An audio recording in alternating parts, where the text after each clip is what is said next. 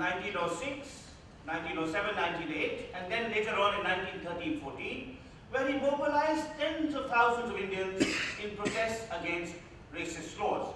And these protests, in many ways, anticipated the later anti-apartheid struggle.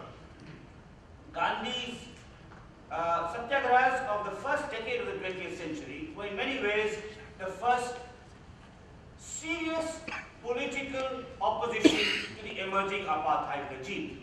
It's no accident that when the African National Congress was formed in 1912, its name was modeled on the Natal Indian Congress that had been founded by Gandhi in 1894. Gandhi himself was in close touch with several founders of the African National Congress. The first president of the ANC, John Dewey, was a neighbor of Gandhi's in Natal. The ideologue of the ANC, Dr. Bixby Seme, has visited Gandhi's farm, Tolstoy Farm, outside Johannesburg.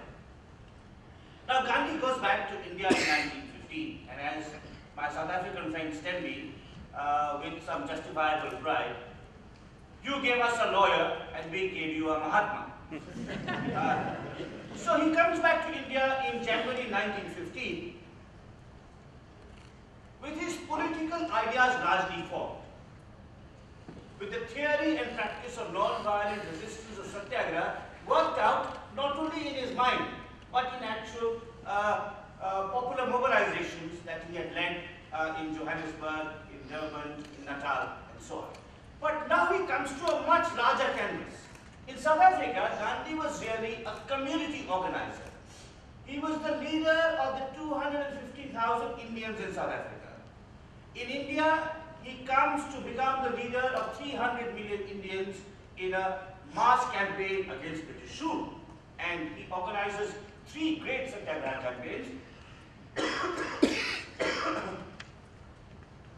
The non-cooperation movement of 1920-22, the famous Salt March of 1930, and the Quit India movement of 1942. And in these 3 major countrywide campaigns, millions of Indians caught arrest and go to jail. And Gandhi had a wry, self-deprecating sense of humor, almost a British sense of humor.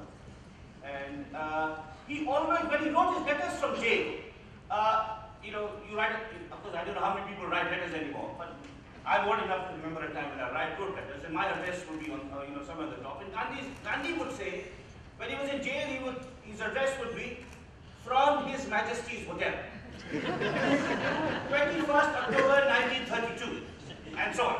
And he was a prolific letter writer, and he spent, the exact number of days he spent in jail is mentioned in the text of my talk. I think it's something like 2,700 days in jail, more than 8 years in jail. Admittedly, a mere drop in the ocean compared to the great Nelson Mandela, but rather more than the rest of us in this room. And the important thing about Gandhi's jail experiences was that he shared them with millions of other Indians who were inspired by his movement to court arrest, and these Indians came from all strata of society. They were rich, they were poor, they were men, they were women, they were high caste, they were low caste, they were Hindu, they were Muslim, they were Parsi, they were Jain, they were artisans, they were mill workers, they were mill owners. So the suffering and sacrifice of these countless Indians brought about freedom from British colonial rule. So Satyagraha, or non-violent resistance, helped challenge racism in South Africa and helped end colonialism in India. So 2 of the most sophisticated, vicious, diabolical systems of social exclusion, racism and colonialism. The fact that the UN, which has in later years played a very important role against those 2 horrible systems of social inclusion, we're meeting here, I think it's a tribute to Mahatma Gandhi, who in many ways is the pioneer of the struggle against racism and the pioneer of the struggle to end colonialism. Now, Gandhi was an international figure. There are some Indians who would like to claim all of it, but that would be a mistake. Gandhi himself owed profound intellectual and moral debts to the Russian Leo Tolstoy, to the American Henry David Thoreau, and the Englishman John Ruskin. And Gandhi was international in the influences on him and in his influences outside. Think of his great successors, those who have taken the theory and practice of non-violent resistance to effect sustainable social change in different parts of the world. Think, for example, of the great Dr. Martin Luther King and his campaigns to end racial discrimination in the United States of America. Think of the solidarity movement in Poland. Think of the Dalai Lama, of Aung San Suu Kyi, of environmentalists all over the world who have been inspired by Gandhi. Some years ago, a think tank called Freedom House did a study of transitions to democratic rule in countries across the world. This was before the Arab Spring, but their conclusions would be even more robust now.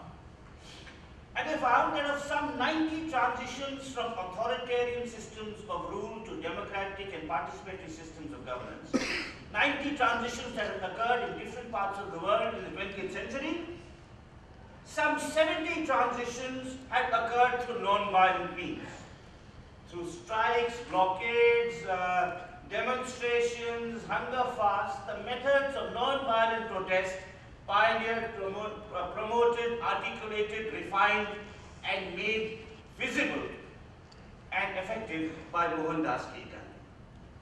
Now that's Gandhi's legacy to the modern world. That's the part of the legacy of part of Gandhi's legacy to the modern world. Now the theory and practice of non-violence was undoubtedly Gandhi's greatest contribution to public affairs, and hence it's appropriate that this day, October 2nd, is marked by the international community and the United Nations as the Day of Non-Violence.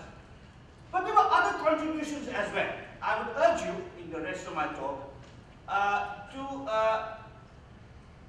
understand that Gandhi made at least two other contributions to human life. Positive, creative, enduring, compellingly relevant contributions to human life that are as important as the theory and practice of non-violence. So I'm going to mention two, and other Gandhi scholars will add to the list. But I think it's important not to pigeonhole Gandhi simply as a prophet of non-violence and nothing else. He was a far-ranging and far-reaching political thinker who thought about many other things as well.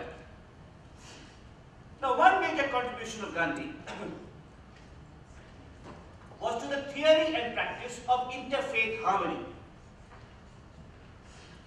Gandhi was born a Hindu, but he pushed his Hindu faith in the most interesting and intriguing ways. One of his greatest contributions to modern India was that, along with the lawyer scholar B.R. Ambedkar, Gandhi helped end the pernicious practice of untouchability, which is regarded by Hindu scriptures as integral to the practice of the religion. Another great contribution of Gandhi was that despite the rather conservative attitude to women in Indian society, Gandhi brought many women into public life.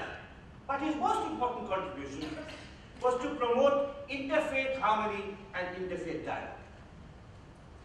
Now, we live in a world today which is dominated by two views of religion. On the one side, you have the aggressive atheists, proclaiming God is dead, God never existed. Anyone who has a practices religion of any kind is deluded or crazy or backward or barbarian. And on the other side, you have aggressive proselytizers. You have those who believe that their religion is the one and true faith.